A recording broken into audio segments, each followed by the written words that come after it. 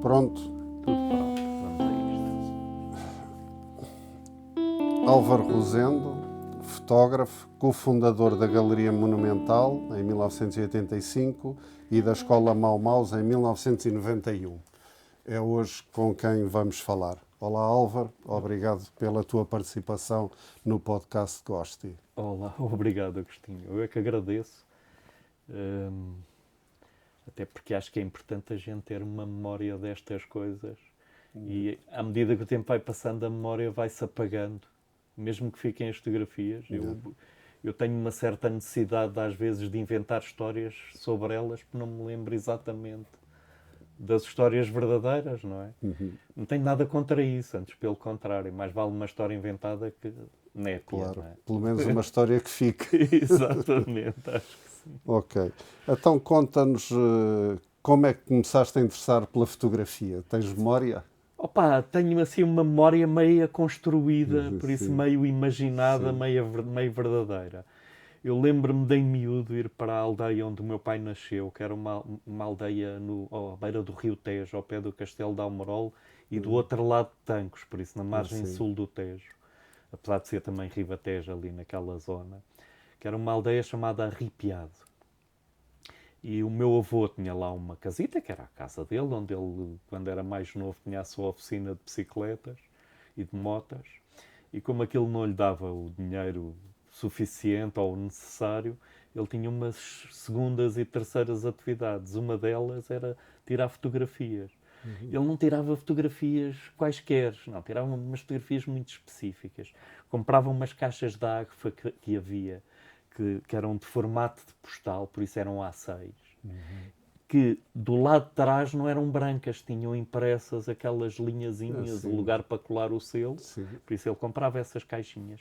E depois, ao lado da aldeia, havia um campo onde aterravam os paraquedistas de Tancos nos seus exercícios.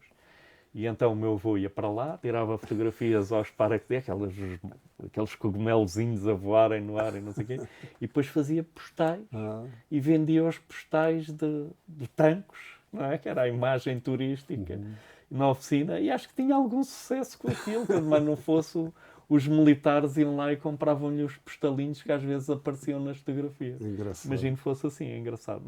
Eu lembro-me do meu avô fazer isso, tinha um cantinho lá onde revelava as fotografias. Eu nunca ouvia fazer isso, mas vi o cantinho. E essa é a memória mais antiga que eu tenho. Depois, eu herdei essa máquina do meu avô, que infelizmente um aluno mais, como é que eu ia dizer, mais exigente, se calhar, mas menos honesto, me roubou nos maus, levou-me a máquina. E que máquina ele. era? Era uma Zycicon Zycicon. amadora, mas era uma belíssima câmara.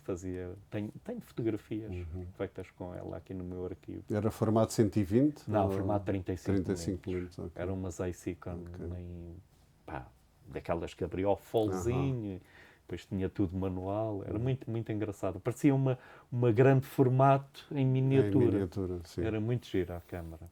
E com que idade é que começaste a fotografar com essa máquina? É assim, as primeiras fotografias que eu fiz foi com uma Instamatic que os meus pais me ofereceram. Tenho algures os negativos que fiz 2 ou 3 rolos nas viagens de férias com os colegas, nas visitas de estudo, por assim umas coisas.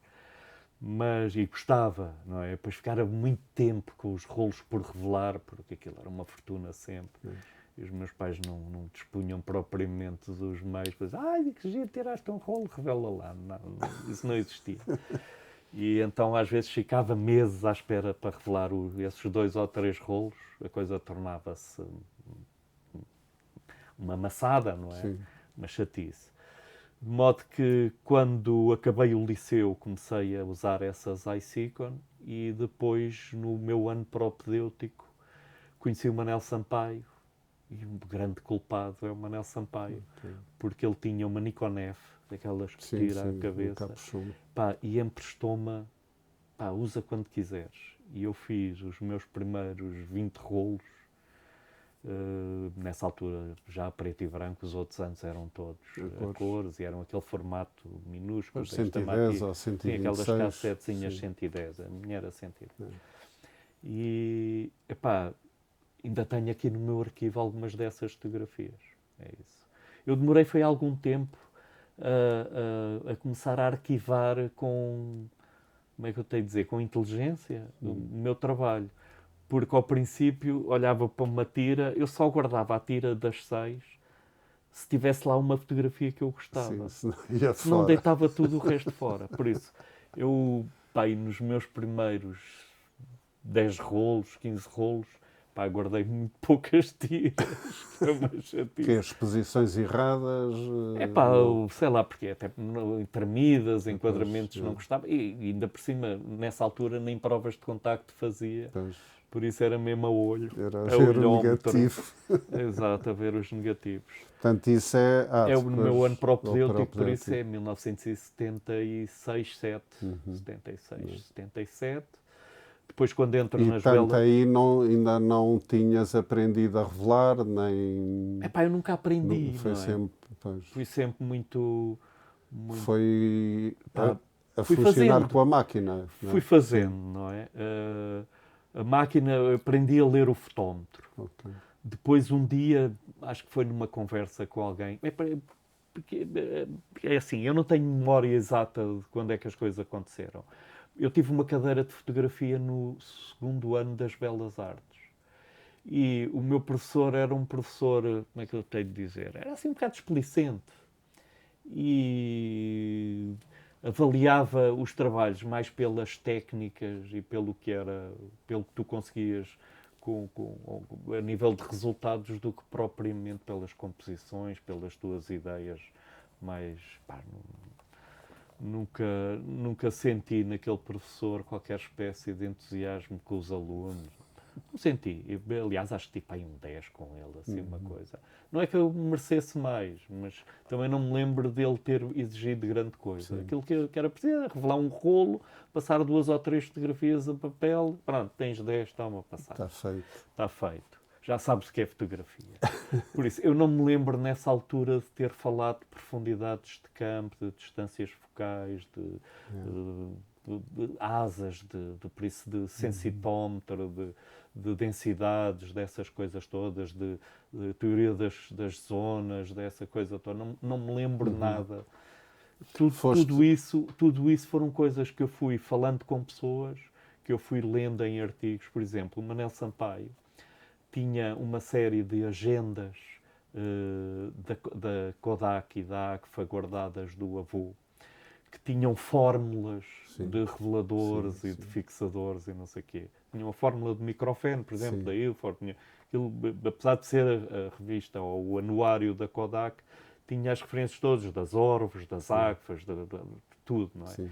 E tinha as fórmulas dos químicos, as pequenas mudanças. Este ano temos mais 0,5 miligramas de metol no microfone para a revelação ser mais suave, não sei o quê. Pronto, esse género de Sim, coisa. sim. E eu fui percebendo um bocadinho o que é que acontecia, não só a nível das revelações e dos fixadores, como, por exemplo, a necessidade de fazer a lavagem com um vinagre, com um ácido no fim para limpar o outro ácido que vem do fixador para secar melhor a gelatina, não é? E agregar melhor as moléculas. E o tempo de lavagem, essas coisas. Como fui também percebendo que havia uma série de parâmetros ópticos e físicos na máquina fotográfica que eram decisivos e absolutamente manipuláveis para tu fazeres as tuas fotografias. Só houve uma coisa que eu nunca aprendi, foi como é que eu corrigia a minha visão curta, não é? Porque eu sempre usei óculos desde os 2 anos. Um absurdo, mas assim foi. E as máquinas só mais recentemente, já nos anos 90, é que traziam corretores. Eu acho que a Nikon tinha uns adaptadores, mas eram caros, eu não tinha dinheiro para comprar essas coisas. Outra coisa importante foi quando eu fiz 18 anos, recebi um seguro que os meus pais fizeram e eu comprei uma Nikon F2. Por isso deixei de usar a de Manel Sampaio. O meu problema é que eu comprei ao Lionel Verdasca e demorei alguns anos a perceber que tinha sido enganado. Por isso a minha máquina tinha alguns defeitos. Hoje ainda estou aqui a digitalizar as minhas fotografias, não digo muitas, mas algumas, e algumas até bastante importantes, eu tenho que as pintar para corrigir umas entradas de luz que aquilo tem. Tu foste para a ESBAL, Para fazer design de comunicação. design de comunicação. Pá, o meu sonho de miúdo era fazer banda desenhada. Ok. Era fazer banda desenhada. Aliás, eu acho que essa fórmula narrativa que a banda desenhada encerra está muito presente na minha No teu fotografia. trabalho, Não é? Por isso eu gosto imenso de contar histórias com as minhas fotografias, seja pelo que uma só contém, como depois as várias sequências que eu organizo, que é possível descobrir. E adoro, eu fiz um trabalho, o meu primeiro trabalho nas Belas Artes, que os professores me propuseram, foi explicar como é que um aparelho funcionava sem usar palavras, só com imagens. E esse desafio tornou-se quase uma espécie de leitmotiv da minha vida. Por isso, ainda hoje em dia, acho extraordinariamente importante conseguir exprimir as minhas histórias, as minhas ideias, sem o recurso à palavra. Se bem que, por acaso, devia ter sido um bocadinho mais cauteloso no que disse antes, se bem que agora estou a descobrir a palavra, acho que a palavra tem o seu valor Também poético tem muito interesse. fixe. Muito fixe. Se parece o projeto Abi Warburg do projeto Menubesine, fazer a história da arte só com imagens. Só com a imagem. Não, mas eu fiz durante muitos anos, evitei a palavra e agora estou a começar a usá-la, por acaso. Aliás, este livro do casamento que eu estou a fazer, fui eu que o escrevi todo. Pois. E deu-me imenso gozo. E, portanto, no segundo ano da ESBAL, a fotografia começou a entrar na tua rotina? Não, a fotografia já tinha entrado na minha rotina. A cadeira de fotografia era uma cadeira de currículo. Por isso era uma cadeira obrigatória, uma tecnologia que nós no curso de design tínhamos que ter. E eu tive-a e fila. E que tipo de fotografia é que fazias na altura? Durante o curso? Eu sempre fiz a mesma espécie de fotografia. Por isso, primeiro, acho que só uns anos depois é que percebi que era fotógrafo. Por isso eu nessa altura não era fotógrafo. Fazia muitas fotografias, mas não era. Eu fazia fotografias, os meus colegas faziam diários gráficos e eu fazia fotografias, era o meu diário fotográfico. Okay. E a minha consciência é mais por aí, estás a ver? Não é a minha consciência, é a minha noção consciente de que estava a usar a fotografia. Sim. Era que eu estava a fazer uma espécie de um diário com as fotografias que estava a tirar. É isso que se reflete ainda hoje em dia, quando ando para trás e começo a ver as minhas Portanto, os teus amigos, os ambientes por onde andavas, e os mais acontecimentos. Nada, quer dizer, não há poses, não há trabalhos, não há encomendas. Aliás, eu no meu arquivo separei, nos primeiros tempos, separei as encomendas do resto das fotografias. E foram poucas. Pois. Nunca tive muitas encomendas de trabalho. Naquela altura, claro. E durante esse tempo, portanto, a ESBAL era no Chiado,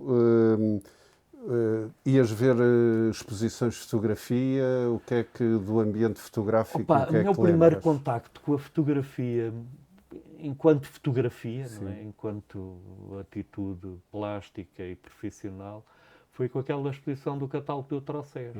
Por isso, eu estava em design, gostava de banda desenhada, usava a fotografia como diário e de repente percebi que havia uns gajos que eram fotógrafos. Eu nunca tinha ouvido falar do Cartier e que faziam exposições e exato, nunca tinha ouvido falar disso, estás a ver, objetivamente. Sim.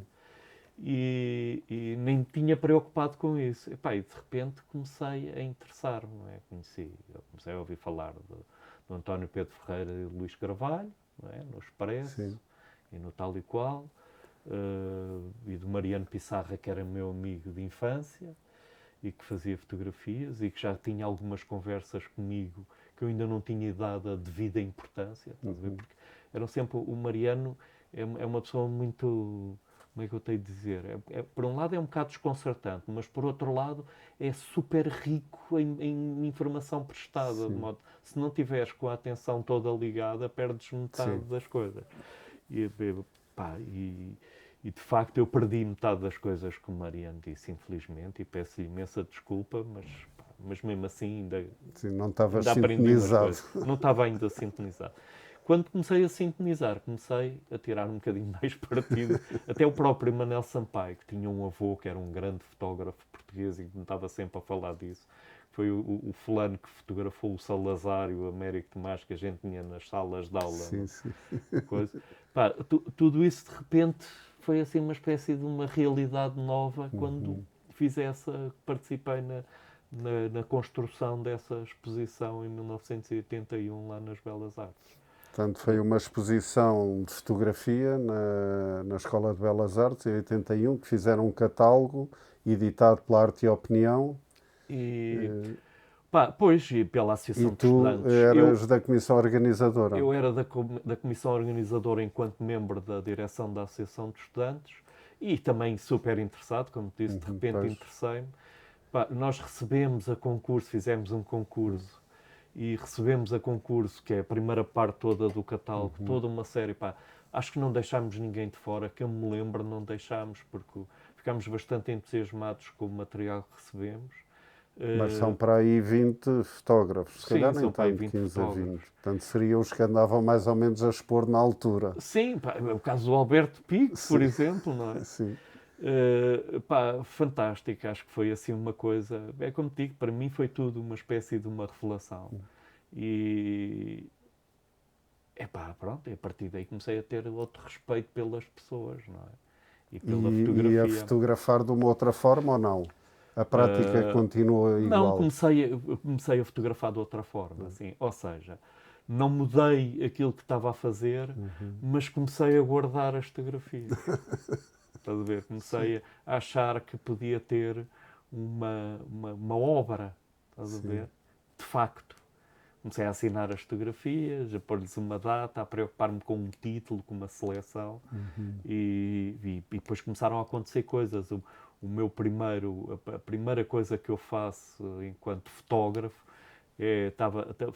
encomendaram-me um cartaz, porque eu, entretanto, estava-me a formar em Design de Comunicação nas Belas Artes.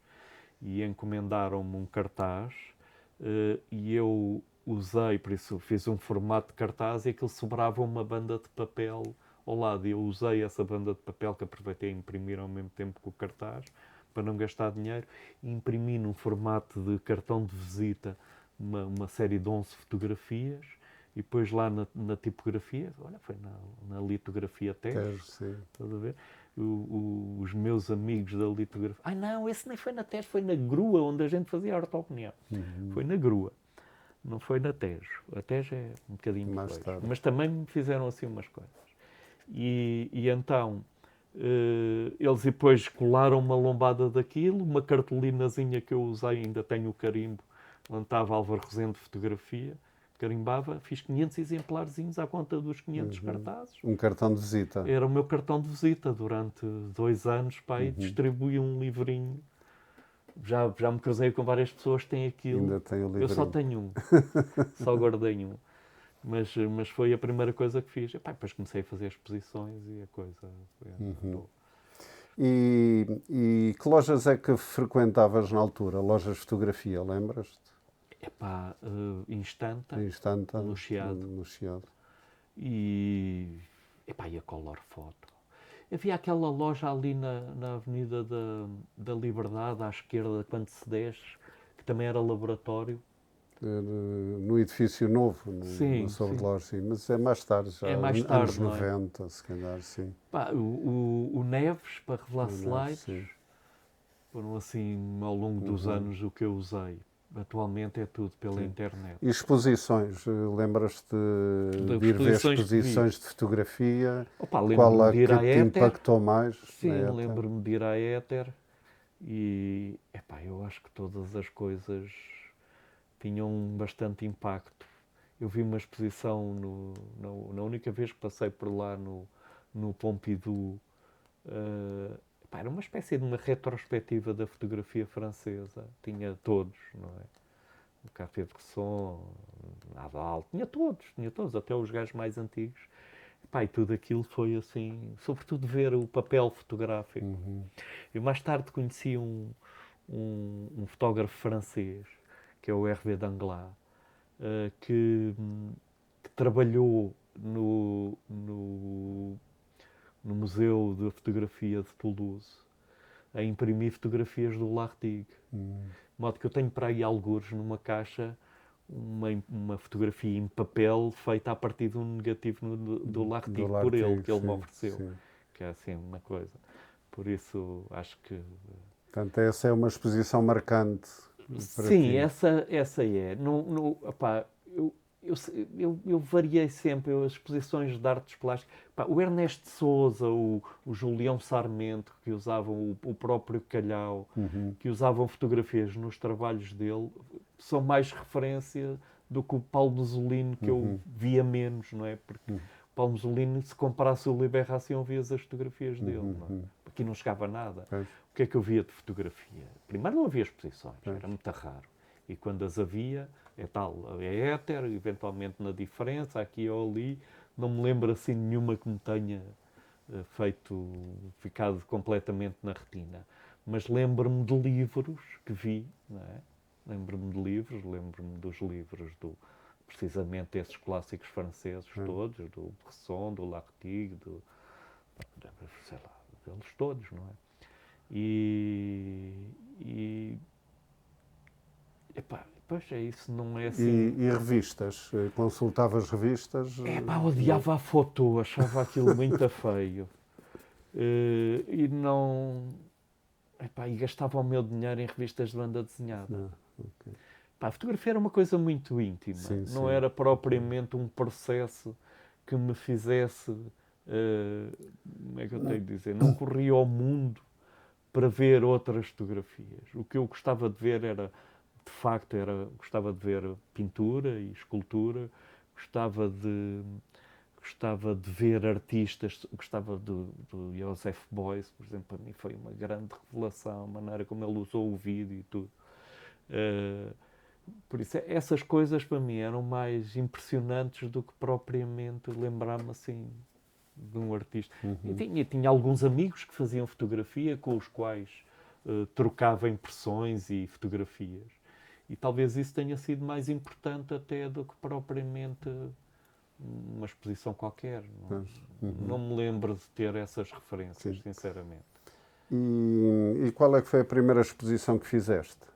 Lembras-te? A primeira exposição que fiz foi na Faculdade de Direito de Lisboa. O Miguel Portas e uns amigos, o Henrique Caiate, não sei o que, organizaram uma coisa. Aliás, foi um grupo de gente bastante alargado, com o Miguel Portas à cabeça, a Teresa Dias Coelho, não sei o que, uma série de gente. Organizaram uma coisa que se chamou de Uma Oportunidade à Paz, que era um festival de música, assim uma espécie de Woodstock à portuguesa, ali na zona de Troia, mais perto da Comporta, até numa praia que era a Praia do Carvalhal. Montaram lá uma mini festa do Avante, com uma tenda de circo, um palco e não sei o quê. Eu tenho isso tudo reportado, por acaso. E eu andei lá aqueles dias todos do festival a tirar fotografias. Olha, foi a primeira vez que fotografei os chutes e pontapés. E na altura até fiquei muito zangado com eles, porque o Zé Pedro chega ao palco, eram só 3. Chega ao palco e diz: nós estamos a cagar para a paz. Claro, toda aquela gente a assobiar os chutes, eles tocaram 3 músicas e foram-se embora, estás a ver? E pronto. Mas depois comecei a pensar naquilo e até tinha a sua graça, não é? E então, as fotografias desse acontecimento, eu fiz uma seleção aí de umas 20, uma coisa assim, e a Associação de Estudantes de Direito, onde estava também algumas pessoas ligadas à organização desse festival, puseram-me lá uns painéis no hall de entrada e eu pus lá umas fotografias com pioneses. Foi logo no dia seguinte, à hora do almoço, acho que estava em casa, ou foi à hora de jantar, não me lembro. Estou a falar, mas roubaram-te as fotografias quase todas. E eu disse: a sério? Que pinta! Quer dizer que gostaram, não é? Que pinta, roubaram umas fotografias. Por isso, essa foi a minha primeira exposição, não durou mais do que 24 horas, como vi. Mas teve o seu impacto junto das pessoas e de mim, sobretudo. Fiquei muito vaidoso disso. E depois, a seguir, foi a primeira exposição da Monumental. Foi a primeira exposição da Monumental que consistiu numa série de fotografias que eu tirei durante o processo de limpeza e reconstrução Ok, do espaço para a primeira exposição. Ok. E chamou-se Monumental Zero essa exposição, exatamente. Portanto, isso foi já em 86. 86, ok.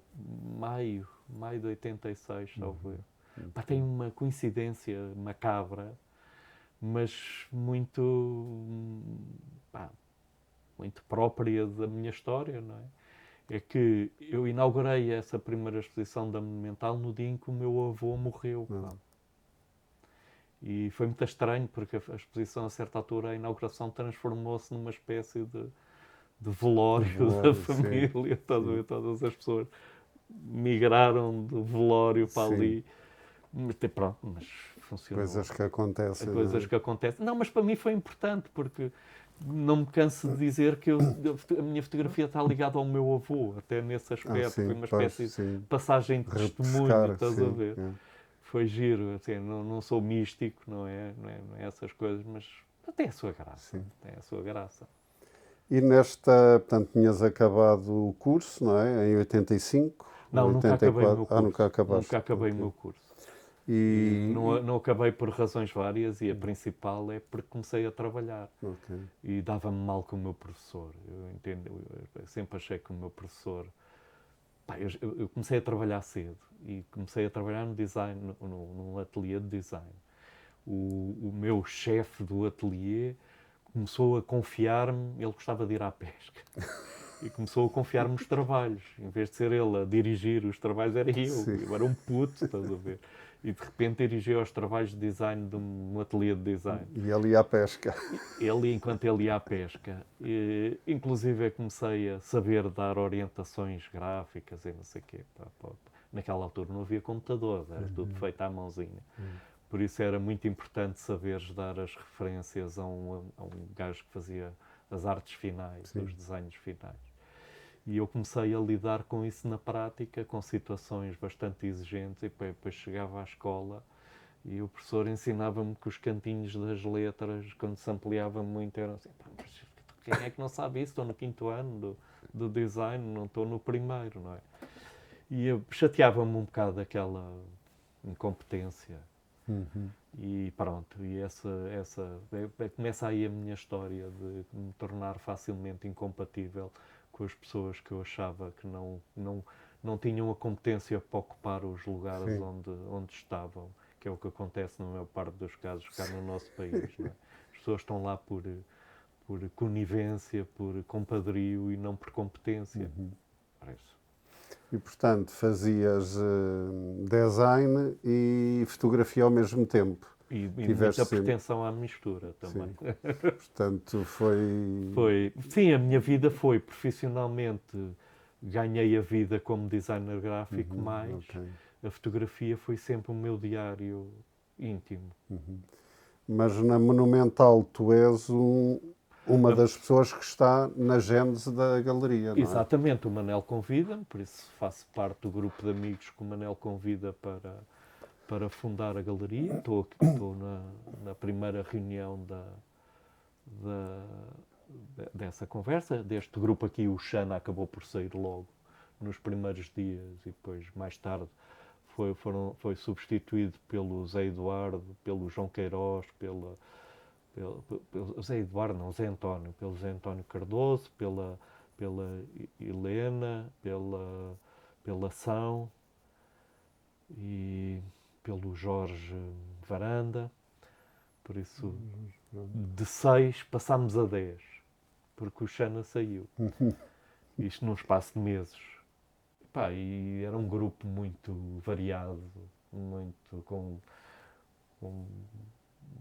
com cabeças muito, muito fixes a pensarem, a discutirem e, de facto, a trabalharmos todos juntos.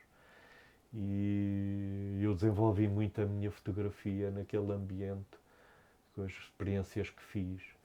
Sempre nunca deixei de ter o meu tal registro de diário, mas ao mesmo tempo ia fazendo umas experiências plásticas, a explorar o próprio material fotográfico. Mais tarde, depois encontrei coisas que eu tinha andado ali a fazer nos Starn Twins e noutros fotógrafos assim, que eu percebi mais tarde que já havia pessoas Pronto, eu ali também fui vendo algumas coisas, mas mesmo a seguir ao 25 de Abril, ainda havia muita dificuldade em conseguires recolher muitas informações. Sim. Praticamente só com a internet nos anos 90 é que a gente começou a ter mais facilidade, porque ias à Bertrand, ou à Barata, ou essas livrarias. E a pessoa que lá estaria a escolher o que era importado não era propriamente um especialista em nada, não é? Fazia umas ideias gerais. E tu só tinhas uma hipótese de ser mais bem formado. Era seres de uma boa família que te proporcionava viagens. Claro. Pá, eu fui uma vez dar uma volta à Europa com os meus pais de carro. Eles dormiram connosco nas pousadas da juventude. Mas foi a viagem da Europa que eu fiz, em miúdo, não é? O meu irmão ainda ganhou uma vez o Totobola, comprou um computador e fez um Interrail. Pá, mas eu não tinha dinheiro para isso. Claro. Não venho de uma família que me pudesse. E como também nunca fui muito invejoso, não é? Os meus amigos e colegas destas andanças, todos eles, vou fazer um Interrail ou vou passear. O Manel estava sempre a passear pela Europa. Pá, eu ficava contente por ele, não ficava a pensar, também tenho que ir. Por isso, eu ia à Serra da Estrela passear à boleia e ficava todo contente, estás a perceber? Portanto, continua, mesmo nos anos 80, a haver muita falta de informação. Bem, a ETA já tinha alguns livros. Sim, não vou dizer que havia falta de informação. Era uma informação que tu tinhas que ser especialista em recolhê-la. E eu não era. Eu nunca fui muito... Pá, e como também não fiz a minha formação académica com consistência, não é? Também acabei por me dispersar um bocadinho nisto tudo. Estavas dividido na banda desenhada. Exato, só mais nos anos 90 é que comecei a construir um conhecimento um bocadinho mais consistente. Ok, já... Quando eu faço os Mau-Maus... Pois, e em 91... Em 91. Quando eu faço os Mau-Maus em 91, já depois de um período de intenso trabalho, porque foram os chutes e pontapés, foi a Maria João Pires, foi o Pedro Burmestre, foram as editoras, as revistas, por isso eu fiz toda uma série de coisas, foi independente, por isso eu trabalhei imenso, não parei nunca de trabalhar. Inclusive comecei a conseguir tirar dividendos da minha atividade fotográfica. Não tanto pelo dinheiro que ganhava, mas, por exemplo, imagina uma turnê dos chutes e pontapés, 2 semanas a andarem em concertos pelo país. Pá, com as dormidas e as comidas pagas durante 15 dias. Eu que ainda tinha o quarto em casa dos meus pais, ou uma camita no laboratório na Monumental onde eu não pagava renda, não é? Sem renda de casa eu consegui viver. Depois, quando cheguei ao independente e comecei a ganhar um ordenado, mas foi durante pouco tempo, resolvi alugar uma casa, mas rapidamente dividi a casa com outros amigos. Por isso éramos 3, a casa tinha 3 quartos, éramos 3 a rachar a renda, tornava-se mais confortável que uma ou outra encomenda de trabalho que eu tivesse, eu conseguia pagar a renda.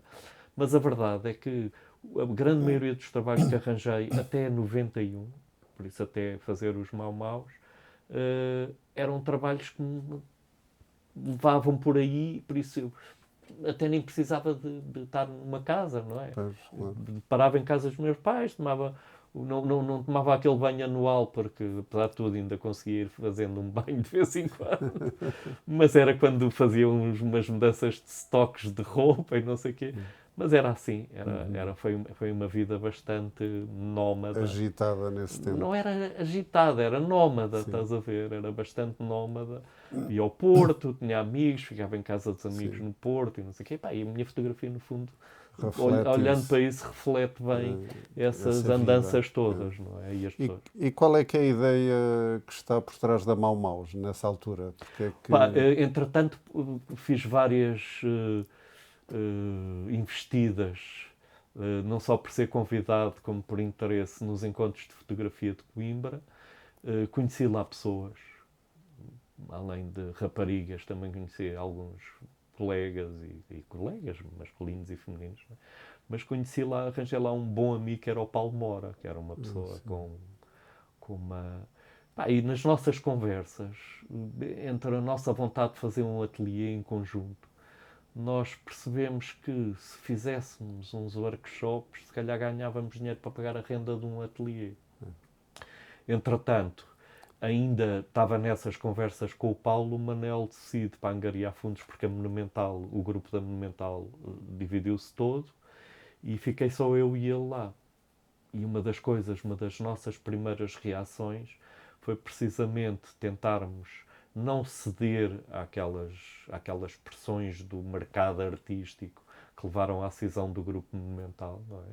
Nós tínhamos, de facto, ideias diversas do que eram as ideias da época da crítica da arte e do comércio da arte. Por isso nós tínhamos uns objetivos um bocadinho diferentes, e que será outra história completamente diferente, não é? Para falar aqui. E então a nossa primeira reação para ver se arranjávamos algum dinheiro até para a própria subsistência da galeria foi fazermos uns workshops. Para o lado do Manel a coisa funcionaria sempre de qualquer maneira, porque a mãe decidiu tomar conta da galeria e investir o seu tempo e o seu saber, não é, a dirigir a galeria. Por isso o Manel ficou praticamente só com o ateliê de pintura, continuou a fazer os workshops, ele ainda hoje em dia faz workshops de desenho de modelo e não sei o quê, já vem dessa época. E eu fiz um workshop de fotografia, aliás acho que fiz dois workshops de fotografia, pá, que tiveram um sucesso mínimo, não é? Eu acho que teve muito sucesso, eu até tive que arranjar ali um truque para conseguir selecionar as pessoas sem as selecionar. Não é? Arranjei uma reunião a uma hora muito difícil, e fiquei com as pessoas que apareceram. Não é? Porque senão acho que tive 80 inscrições e só estava a pensar que dar aula a 10 pessoas, estás a ver? Sim. Acabei por dar a 12. Uma dessas pessoas, o Mário Valente, ajudou-me a fundar os Mau Maus, não é? Mário Valente, sim. Esteve lá presente também desde o primeiro workshop, mas esteve no meu primeiro workshop na Galeria Monumental, esteve no segundo.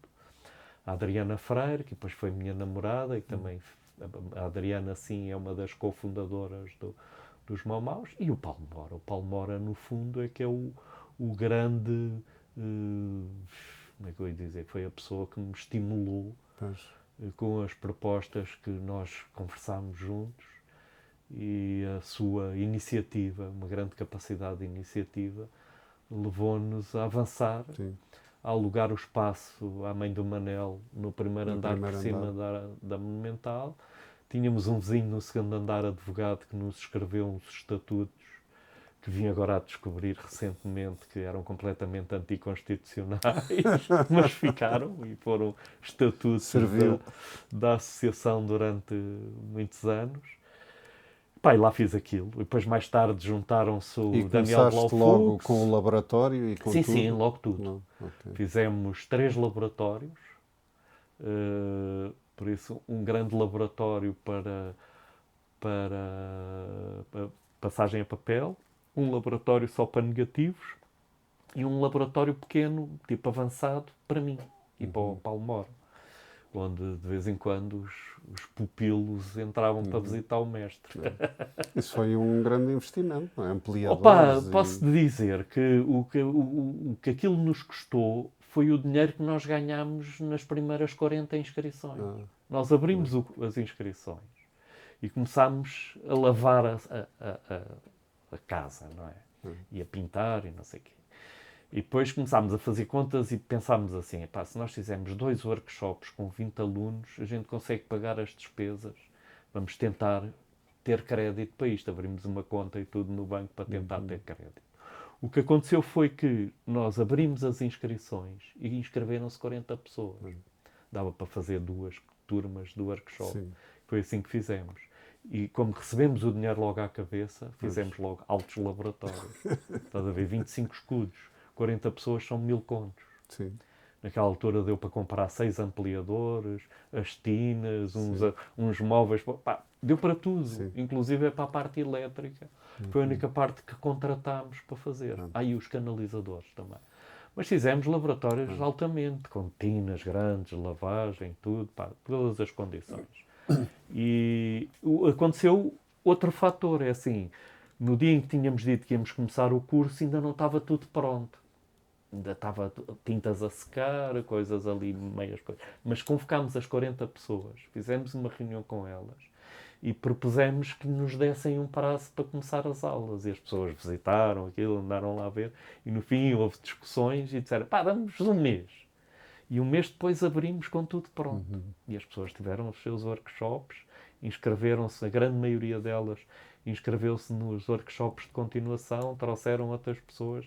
Aquilo funcionou muito bem ali. Epá, funcionou muito bem. Muito bem mesmo. Portanto, tinha uma componente teórica, não é? Profundidades de campo, sobre essas questões Epá, todas. sim, não é? mas havia sobretudo, nós puxávamos sobretudo pela criatividade das pessoas. Eu lembro-me que logo na aula de apresentação, digamos, eu dizia logo às pessoas, pá, qual de vocês é que é o melhor fotógrafo do mundo? Era como eu começava as minhas aulas com ele. Eles ficavam a olhar assim para mim, eu nem sei fotografar. Eu dizia, pá, não, cada um de vocês é o melhor fotógrafo do mundo, senão não estão aqui a fazer nada. E era mais ou menos essa a ideia que eu tentava meter-lhes na cabeça, é que podiam fazer o que quisessem. Não é? Pá, tive aluno, o Nuno Cera foi meu aluno e outros. O António Barrocas, o Miguel Santos, tantas pessoas, a Rita Carvalho, várias pessoas que eu me lembro. E estiveste lá durante, à frente, 5, 10 anos? Não, eu não sou assim. Incompatibilizaste contigo Não próprio? Sim, comigo próprio nessa altura. Opa, não foi comigo próprio. O Paulo Mora tratou da vida dele, foi resolver problemas afetivos para a vida dele. Eu tive problemas afetivos com a Adriana, pá, e a gente, como os três mosqueteiros, zangaram-se. Pá, os Maumaus tinham que morrer. A sorte dos Maumaus é que eu, nessa altura, já tinha pedido ajuda ao Jürgen Bock e disse ao Jürgen, pá, gostas disto? Epá, fica com isto. E o Jürgen ficou, Sim, ainda existe. Ainda está. E Já o não está Jürgen- no mesmo local, mas ainda a Mau existe. ainda existe. E o Jürgen visita-me, é meu amigo, e acho que ele fez um trabalho extraordinário. Mas pronto, mas quem fundou fui eu e o Paulo Mora e a Adriana. E depois, numa segunda, e houve uma espécie de uma refundação, quando o Paulo Mora saiu, mais ou menos, que o Daniel Blofux entrou, também foi muito decisivo, não é? Pelo menos do ponto de vista anímico, não é? Eu percebi que aquilo tinha potencial porque até o Daniel Blofux se interessou, não é? Eu achei muito fixe. Mas o Daniel é meu amigo, por isso, quanto mais não fosse por razões afetivas, ele interessou-se. Mas a verdade é que se interessou e participou ali nos primeiros tempos. E depois trouxe o Roger Meintjes e o Jürgen Bock já lá estava nessa altura. Mas depois houve muita atividade do Mário Valente e do Paulo Rubalo, não o artista plástico, um outro Paulo Rubalo, que era lá nosso aluno e associado. Por isso, aquilo nunca chegou a parar. Eu parei, mas aquilo nunca chegou a parar. Sim, sim. Pronto, é isso. As pessoas vão mudando, mas Sim. Mau-Maus continua. E aquilo a memória que eu tenho do meu tempo, dos Mau-Maus, não é uma memória muito diferente, por exemplo, do meu tempo da Monumental e do tempo seguinte. É porque o que eu fiz nos Mau-Maus foi, eu fiz o meu ateliê com tentáculos e eu trabalhava ali. Por isso as pessoas viam o meu trabalho, viam como é que eu fazia, ouviam-me a dizer aquelas pataquadas todas que eu dizia e pronto, mas viam sobretudo o que eu fazia, não é? Claro. E eu estou a dizer pataquadas para ser cómico, mas se calhar entrou-lhes alguma coisa no ouvido, não é? E pronto, e foi assim, foi Portanto, é fixe. sempre o mestre a dizer Pois, as suas máximas. Exato, ainda há pessoas que me chamam mestre, que eu acho graça. Sério, Claro, o sério. professor é sempre o mestre. Exato. Pelo menos quando não é a escolaridade obrigatória, não é? Quando são Eu nós fico queremos... todo orgulhoso, por exemplo, quando o Nuno Cera dá entrevista e diz, eu fui aluno do Álvaro Rosendo. Sim. Quando o aluno suplanta o professor. Não é? Exatamente, muito é mais bem. um desses casos. Exato. Porque também tiveste sempre esta diversidade de ação, não é? Entre a banda desenhada, o design, Sim, a banda desenhada fotografia, nunca por exemplo. fiz. Banda desenhada Depois- nunca fiz. A banda desenhada era mais como é que eu tenho de dizer? Era o sonho, não é? Nunca tive essa Da possibilidade. tua geração foi que o Jorge Colombo. Sim, os meus eu posso dizer que tive assim vários mentores, não é? E que proporcionaram o meu trabalho por razões práticas, por razões afetivas, por razões estéticas. Opa, em primeiro lugar, lembro-me do Pedro Cunha, que era o dono da Cifoto. A Cifoto Sim, o era Pedro uma Cunha, empresa sim. que importava A o Nikon Ilford, e a Ilford, sim. era a Ilford para Portugal e a Nikon para a região sul, para a zona sul do país. E o Pedro Cunha engraçou comigo, éramos amigos, era visita de minha casa e ao meu ateliê e, e estava, pá, dava-me rolos. Eu comprava o resto. Muitos dos rolos que eu tenho aqui no meu arquivo foi o Pedro Cunha que me deu nos primeiros tempos. Era muito Muitos, amigo muitos. dos fotógrafos dele. Ele era muito fixe, pá, gostava muito. Eu não sei o que é que lhe aconteceu, perdi-o de vista. Depois mudaram, eu estava na Rua dos Douradores, não era? Na Exatamente. Sobreloja, e depois mudaram a Cifoto para Campo de Ourique, Praça João do Passo, acho E ele eu, ainda continuou fui lá. lá. Depois aquilo fechou, Puxou porque muito o rapidamente. analógico Não é? fechou no fim dos anos 90, não é? A Exatamente. parte Pois é, mas eu química. gostava de saber o que é que lhe aconteceu. Pois Pá, não porque sei. perdi-o de vista, mas enfim. O Era um Guilherme bom Silva amigo. conhecia-o muito bem, também ajudou muito o Guilherme Silva. Sim, sim, e sim, eu sim. lembro de estar com eles, não é? Também ia à Cifoto, mas também lhe perdi o rastro. Ok. Eu ia lá e sempre que lá ia, ele às vezes telefonava-me para eu ir almoçar com ele. Pá, vai almoçar comigo. Ele telefonava-me para a Associação de Estudantes das Belas Artes, ou mesmo para lá para a portaria. E o porteiro, que me conhecia dali, não é? Ia-me chamar, e era o Pedro a dizer: pá, vem aí almoçar comigo, pá, estou à tua espera. Pá, íamos almoçar e sempre que eu ia almoçar com ele, ou dava-me uma latinha de 30 metros de filme, ou dava-me um pacotinho de microfone, pá, dava-me assim umas coisas que foram absolutamente decisivas para eu fazer fotografia. Depois foi o Manel Sampaio, não é? Com a máquina fotográfica e muitas discussões que tive com ele. O Manel Sampaio olhava para os meus negativos e depois fazia observações do ponto de vista técnico, não tinham nada a ver com nada, mas eram coisas que ele tinha na cabeça do avô, pá, e que de facto me obrigaram a pensar nas coisas que estava a fazer, não é? Para além do resto, não é? Para além de ser uma pessoa sempre crítica e de comentar as minhas fotografias, esteve sempre disponível para isso. Depois a seguir a eles os dois veio o Jorge Colombo. O que é que o Jorge Colombo, qual é o papel do Jorge Colombo? Para além de ser o meu amigo, era uma pessoa, ele tinha uma atividade gráfica ligada à música, não é? Fazia muitas capas de disco para várias editoras. E um primeiro trabalho que eu fiz com ele foi o Era Uma Vez um Rapaz, do Sérgio Godinho. E depois fizemos outros. Fizemos com Paulo de Carvalho, fizemos até com as Doce, fiz capa. Mas aí não tirei fotografias. Mas pronto, mas fiz uma série de trabalhos com ele e o Jorge Colombo, nesse tempo, ainda não fazia fotografias. Ele aprendeu muitas coisas comigo no meu laboratório a fazer. E ele, mais tarde, autonomizou-se com a fotografia dele. Mas nessa altura chamava-me. Chamava-me, por exemplo, Carlos Paredes, eu fotografei porque o Jorge Colombo precisava de umas fotografias. Acabaram por não ser usadas nessa altura por eles, mas aconteceram assim várias coisas porque o Jorge Colombo me chamava muitas vezes.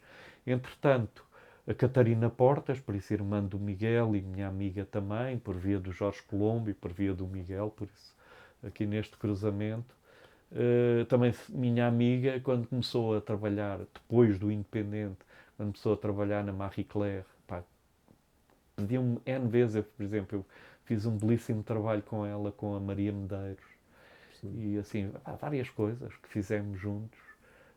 Também é uma pessoa importante, a Catarina, porque num período em que eu era freelancer, era ela que se lembrava de me pedir os trabalhos. São eles, sim. E estou-me a esquecer de uma pessoa importantíssima, o Vítor Silva, que era o manager dos chutes e pontapés quando eu andei na estrada com eles, que nunca disse que não a pagar-me, a acrescentar-me nos custos da viagem, estás a perceber? Na dormida do hotel, no número de pessoas do restaurante, nunca, não me lembro de o ter ouvido. Eu lembro-me, inclusive, dele a perguntar: como é que estão a correr as coisas? Está tudo bem? Toma lá 5 contos, comprei uns papéis fotográficos. Estás a perceber? Pois, não era muito habitual na altura. Não era muito habitual na altura, não. Havia pessoas que atavam um elásticozinho à nota, davam a nota e quando a gente ia embora, obrigado. Notas de borracha que saltavam. E daquilo que me lembro, tiveste na fundação do Independente, como fotógrafo, como Epá, editor. isso não é inteiramente verdade. Não? Não. O Independente já ia no número 6 quando eu comecei a trabalhar ok. no Independente. Eu tinha sido convidado para trabalhar no Independente e eu pus as minhas reticências por causa de ser o Paulo Portas, não é? E E não o hoje em Miguel. dia que tenho uma ideia completamente diferente, mas na altura também achava que o Miguel Esteves Cardoso também não era propriamente a pessoa politicamente mais recomendável. Hoje em dia acho que sim. Estás a ver? Apesar de não sermos da mesma cor, pá, é uma pessoa que eu filosoficamente tenho a maior admiração e respeito pelo Miguel. Acho que é uma pessoa incrível, uma pessoa com um contributo fundamental para a evolução de algum pensamento que tenha existido cá no nosso país. Mas comecei a trabalhar porque o Miguel e o Jorge Colombo me chatearam tanto que eu fui trabalhar para lá. E depois fui muito bem recebido, já lá estava o Blau Fux e a Inês Gonçalves na altura, ok. pai, lá fiquei uns meses, até me zangar com eles. Não com Com os o Miguel. fotógrafos ou com o Miguel Esteves Cardoso, zanguei-me de facto com o Paulo Portas, pá, não. Pá, e o Paulo tentou redimir-se dos pecados, das coisas que achei que ele me tinha maltratado. Propôs-me um contrato melhorado, mas eu na altura achei que o desafio maior era ficar cá fora como freelancer e sobretudo tentar fazer da minha fotografia uma fotografia mais de galeria, Ok. de exposições. E em que ano foi isso? 96? Não, o Independente é 1988, 89, por aí. Portanto, É, por aí. 90, ok. É ainda antes de 90. Ok. É ainda antes dos Mau-Maus. Mas, Tudo isto. ainda antes da O Mau Mau. Blitz, o Independente, a Marie Claire, tudo isto é antes dos Mau-Maus. Não, a Marie Claire é contemporânea. A Marie Claire é contemporânea dos Mau-Maus, sim. As minhas colaborações que eu fiz. Também trabalhei para a Natur com uma falda. Como é que ela se chamava? Uma falda. Não me lembro do apelido dela. Mas era a E diretora. conta-nos lá a tua saída do Independente, que é uma história engraçada com o Alberto Pico, que ele conta no podcast dele, que o Exato. convidaste para ir para o Independente. Opa, aconteceram vários episódios, mas é assim, há dois que são muito marcantes. O primeiro é celebrar o 25 de Abril com um suplemento a elogiar o 24 de Abril. E a encomendarem-me o trabalho, tá a ver? Tens que ir fotografar o padre não sei quantos e o edifício não sei quê, onde estão pessoas que eram muito ilustres antes do 25 de Abril. Não me apetece estar a fazer um elogio do coisa. Opus-me, fiz o trabalho profissionalmente e com a responsabilidade que eu tinha, não é? Claro que fiz o trabalho e as fotografias saíram, mas apresentei o meu protesto veemente que não era a forma que eu achasse digna de celebrar o 25 de Abril. Mas depois, sobretudo, como é que eu tenho a dizer, com a prepotência da direção que substitui a edição da fotografia, ao contrário daquilo. Se calhar mudou depois disso, não é?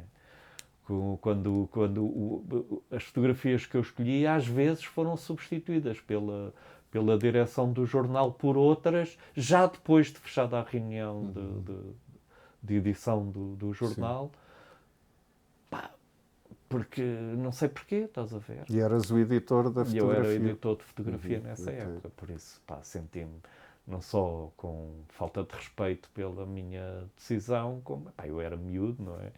Tinha sangue na guerra e, sobretudo, tinha muita noção das minhas vontades, da minha ideologia, não é? E aquilo já estava a fazer ali das tripas coração. Aliás, quando eu assinei contrato no Independente, em conversa com o administrador com quem assinei o contrato legalmente, eu disse assim, apesar de vocês serem de direito, eu acho que é possível fazer aqui um bom trabalho. E o gajo disse, apesar? Sim, apesar de vocês são de direito ou não são?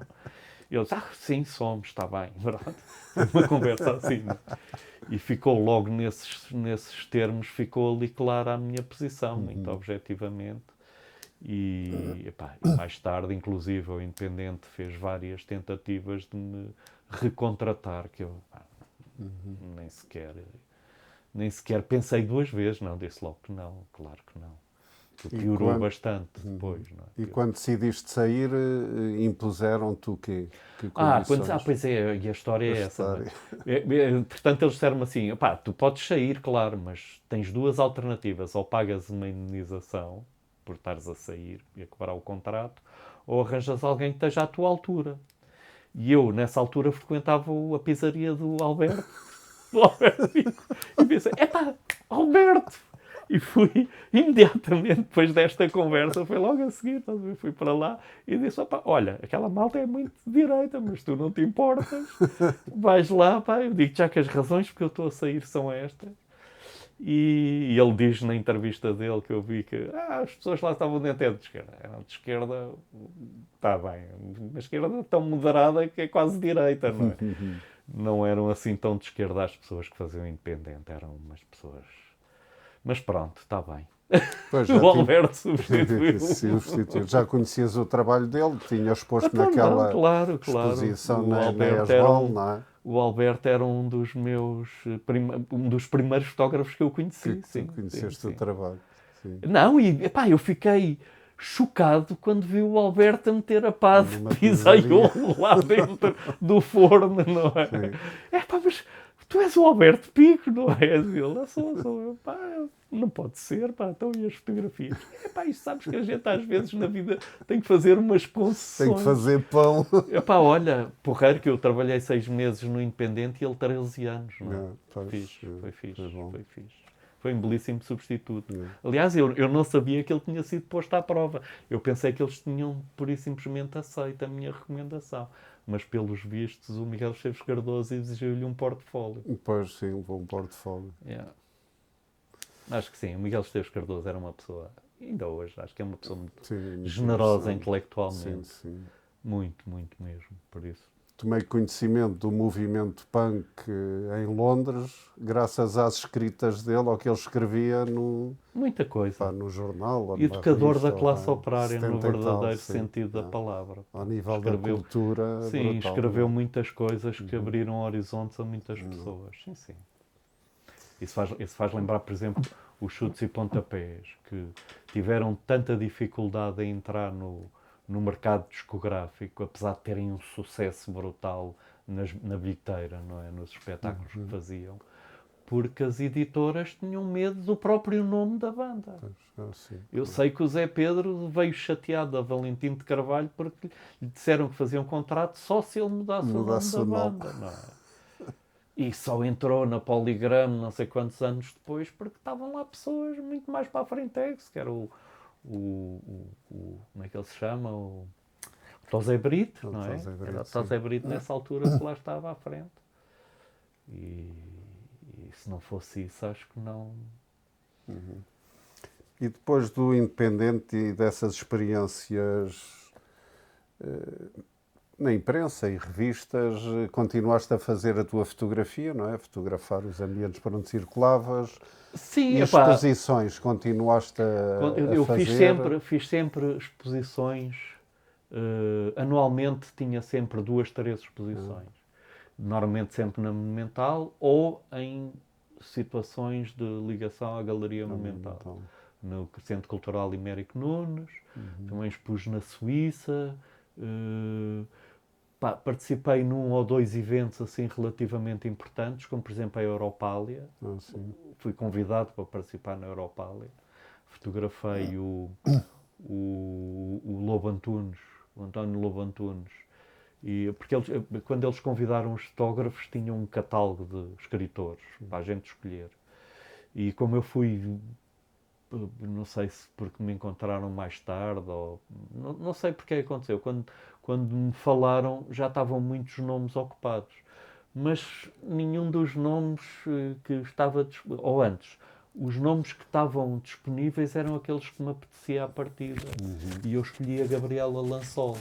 E entretanto acabaram por me dizer que era preciso. Eu estou aqui a mexer no microfone, espero não ter feito. Eu escolhi a Gabriela Lansol e depois atribuíram-me o Lobo Antunes. Pá, ainda bem, porque eu gostei imenso de fazer os dois. Gostei imenso de conhecer os dois. Foi muito interessante, sim. Aliás, eu nunca tinha lidado com o Julião Sarmento. Lidei com o Julião Sarmento depois nos encontros de fotografia de Coimbra. Tive que falar com ele, porque publicámos um livro com fotografias dele, no ano em que eu trabalhei lá com o Albano. E o Julião Sarmento, quando soube que era eu que estava a tratar do livro, veio ter comigo e disse assim: "Epá, extraordinário trabalho o teu." Eu disse: "Mas qual?" "O da Gabriela Lansol." Pá, eu fiquei muito vaidoso, claro. Mas não seja porque era o Julião a dizer aquilo. Não? E ter visto e Exato. percebido, Não, feito essa associação. tinha visto porque eu vendia esse trabalho ao Bacalhau, a um galerista que era o António Bacalhau. E o Bacalhau devia tê-la em portfólio, devia mostrar aquilo a pessoas, a artistas, a coleção.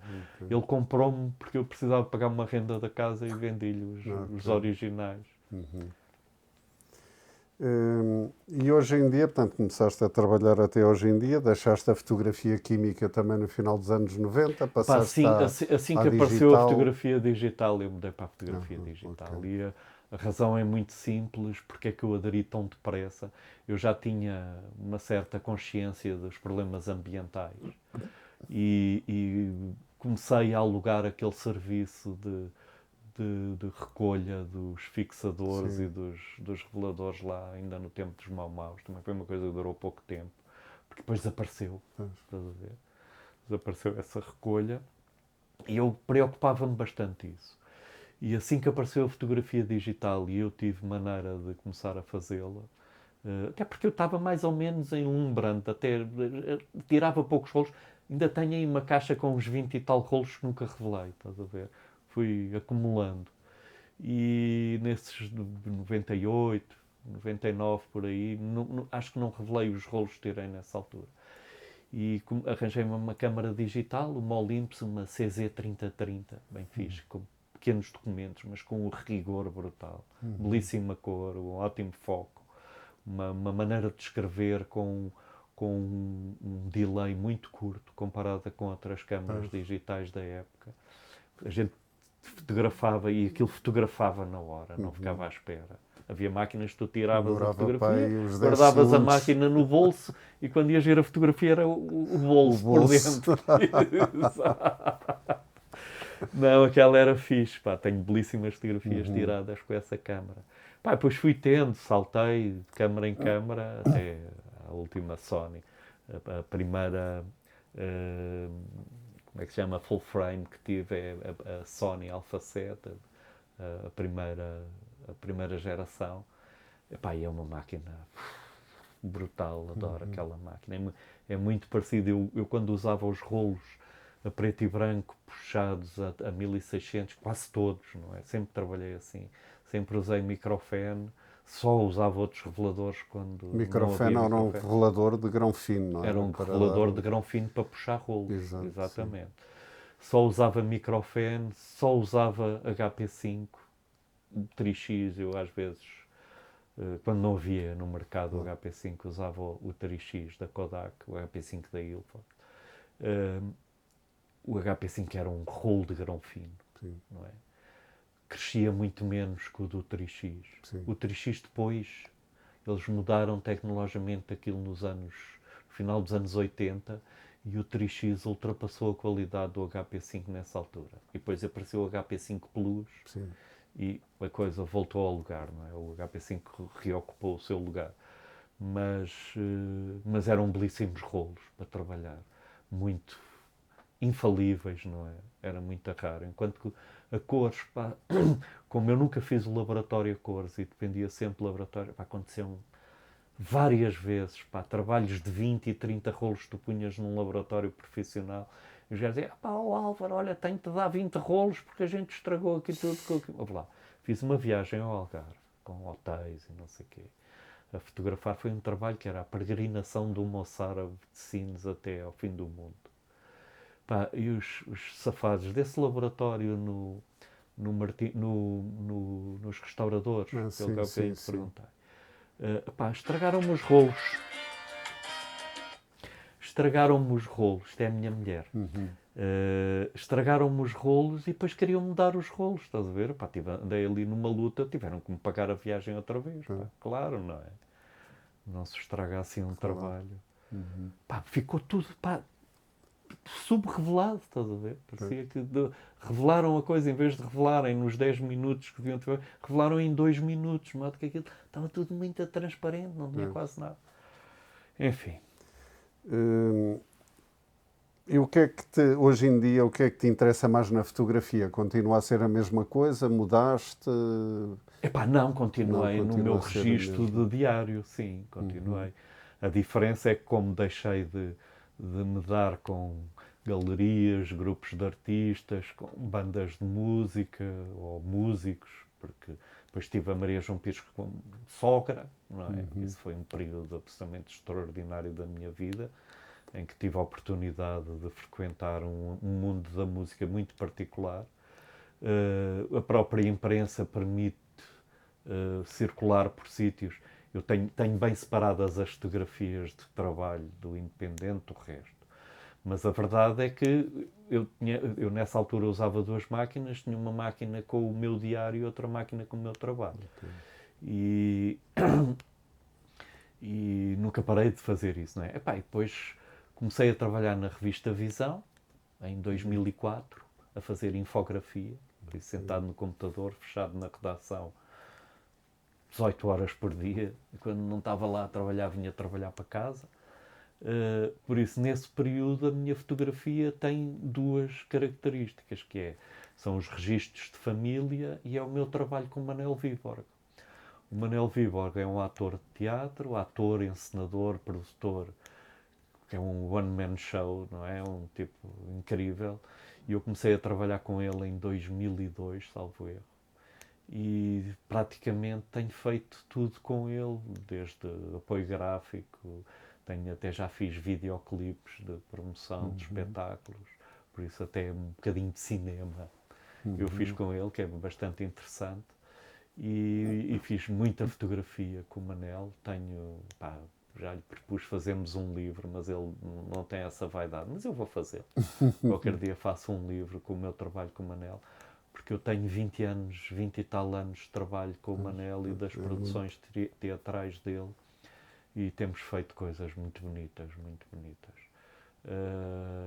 E pronto, é isso. Ele ainda não sente essa vontade de olhar para o trabalho dele? Sim, ele é um bocadinho mais novo, não é? Um bocadinho mais novo que eu, mas eu acho que ele está sempre a pensar para a frente. Exato, sim. Está sempre a pensar ainda para a não frente. chegou a essa altura. Sim, ainda não chegou a essa altura. Há de chegar. Yeah. Eu lembro-me do Zé Manel Castanheira, do arquiteto, cenógrafo, que no outro dia vi um livro já há uns anos, vi um livro com os trabalhos todos dele. Epá, e fiquei muito impressionado, porque eu conheci o Zé Manel Castanheira ainda a tentar seduzir a atual mulher dele e namorada de sempre, e ainda muito no início da carreira dele, uma pessoa extraordinária, incrível, a organizar a animação do Chiado com os alunos de arquitetura e de artes plásticas.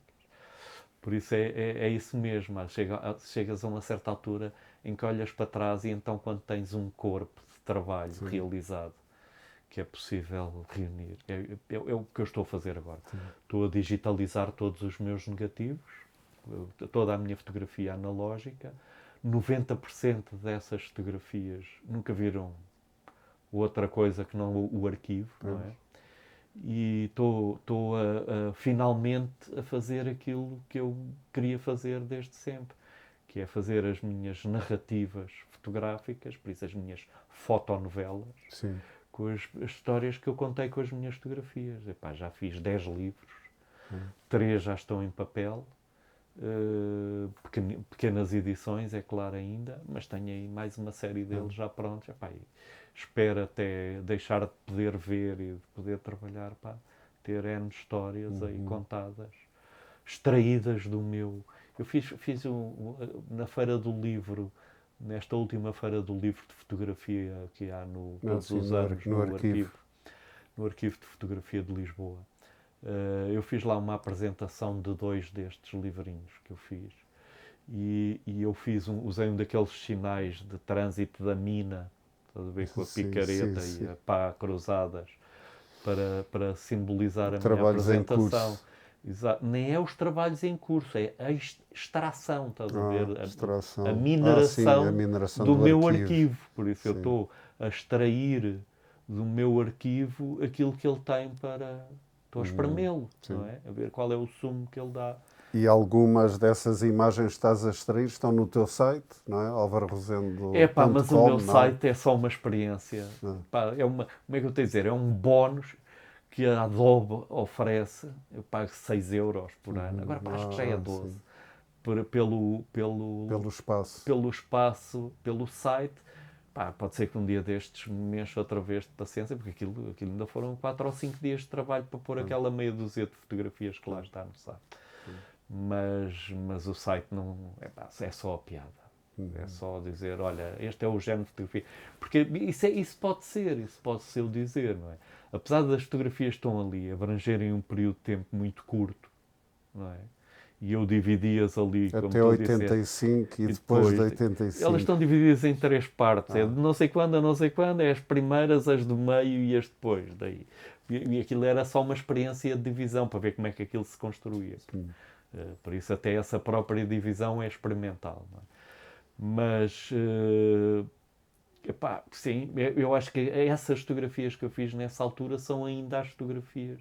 Não são muito diferentes daquelas que eu faço hoje em dia, não. São... Não tenho propriamente... por exemplo, eu admiro imenso o Zé Luís Neto com as experiências que ele faz, aquela exploração do próprio médio, não é? Sim. Do Dos papéis, das negativo, placas, das dessas coisas máquinas. todas, e agora do pixel, não é? Epá, eu quando estou aqui a trabalhar, eu encontro aquelas coisas, não é?